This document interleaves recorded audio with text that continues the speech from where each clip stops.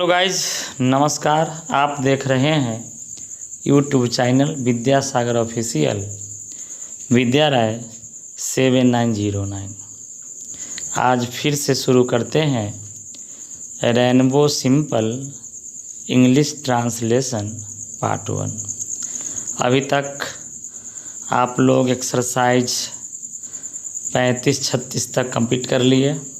अच्छी बात है, खुशी हुई जानकर कि आप बड़े ही तन्मयता के साथ बहुत ही मन लगाकर बहुत ही बारीकी से ये सारे चीज़ सीख रहे हैं। उसी बुक का अब शुरू करते हैं negative and interrogative sentences. Negative समझते होंगे। निगेटिव मतलब नकारात्मक, जिस सेंटेंस में नहीं लगा हुआ रहता है, और इंट्रोगेटिव यानी प्रश्नवाचक वाक्य, जिसमें क्या, क्यों, कब, कैसे ये सब चीज़ लगल रहता है। तो बनाएंगे कैसे? इसके लिए पहले तो आप यह जान चुके हैं कि इज या आर के बाद नॉट लगाकर निगेटिव सेंटेंस बनाए जाते हैं।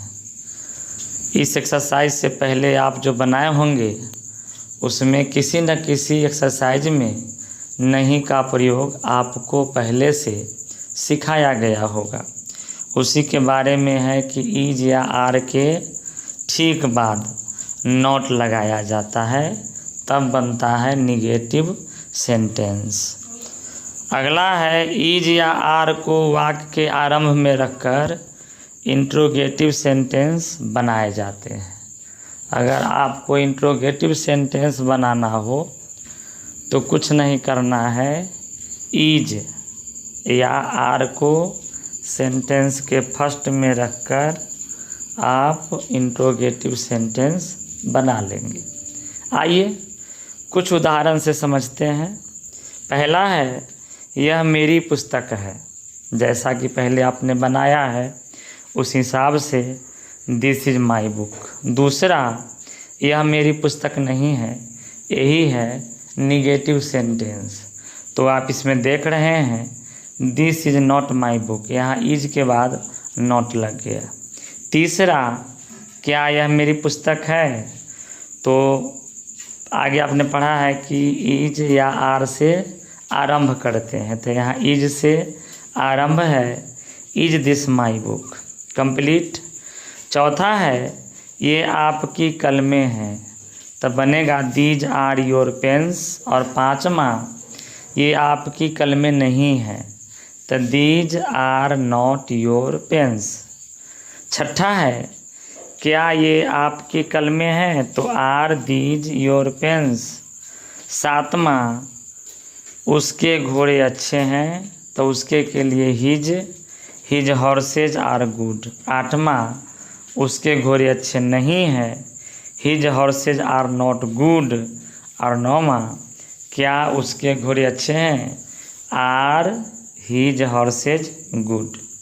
तो ये थे उदाहरण किसके?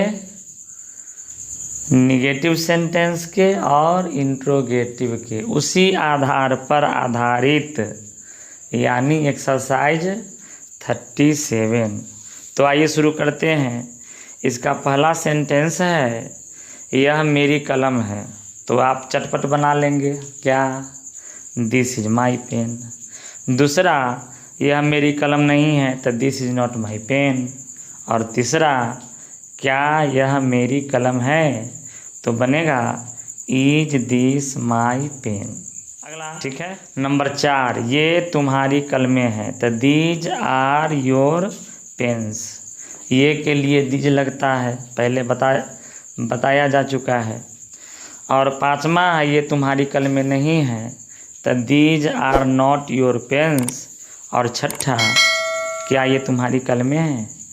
Are these your pens. सातवां में है, वह हम लोगों का बगीचा है, तो दैट इज आवर गार्डन।